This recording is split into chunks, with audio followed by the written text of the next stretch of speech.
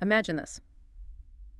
You're a student, far from home, trying to focus on your studies. Yeah, just trying to get through the semester. Exactly. And then boom, something terrible happens back home, like that Mhm. awful attack in Pahalgam last February.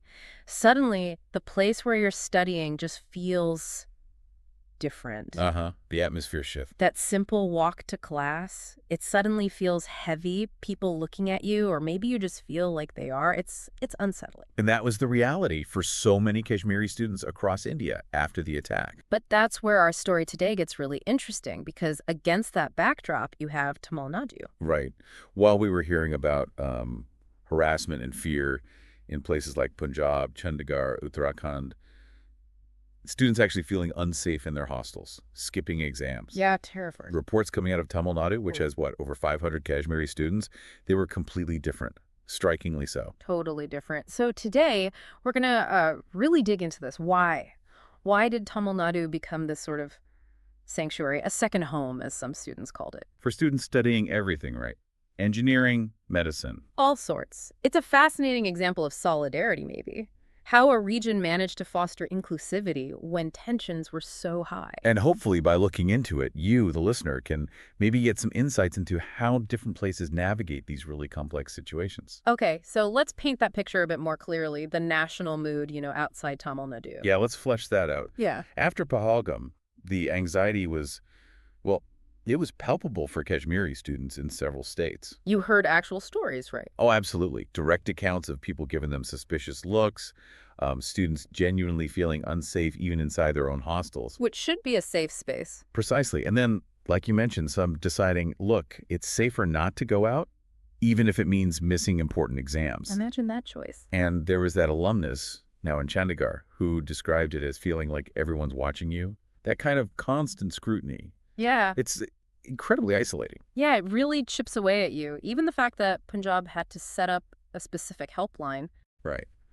While it's meant to help, it also kind of underlines the fact that there was a problem, a perceived danger these students were facing. It really creates this disturbing image, doesn't it? You go from just being a student to suddenly being suspect, just because of where you're from. Mm-hmm.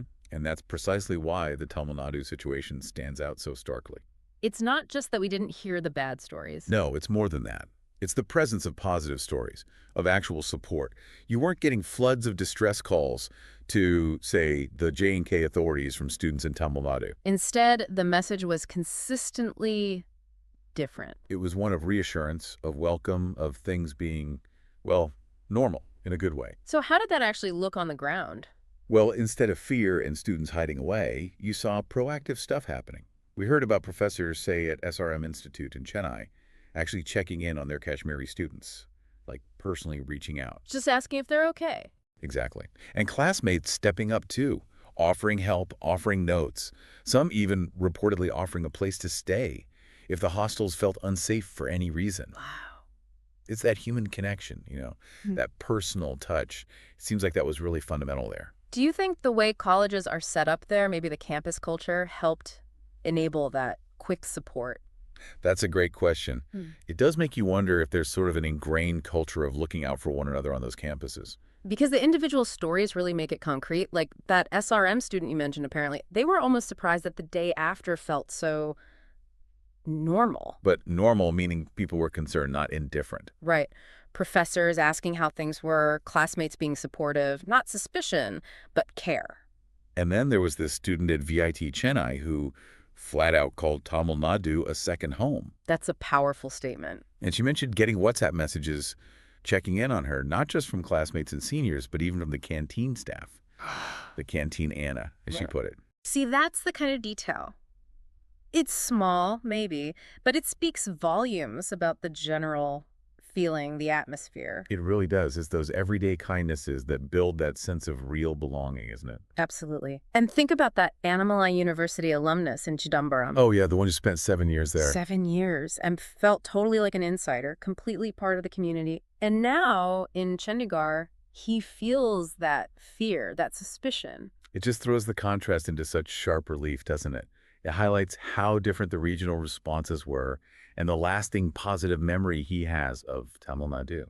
Okay, so we see the difference. But why Tamil Nadu? It wasn't just luck, right? It feels like something deliberate was going on. What were the actual measures? You're right, it definitely wasn't passive. There seems to have been active work happening on several levels. Like what? Well, one key thing seems to be the constant communication channels.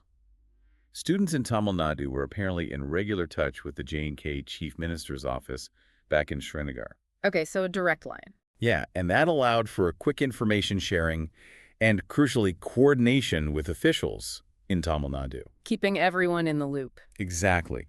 And remember, Nasser Kulhami from the Jammu and Kashmir Students Association, he specifically said they got zero, literally zero distress calls from Tamil Nadu. That's a pretty telling statistic. It really is. It suggests whatever they were doing was working pretty effectively on the ground.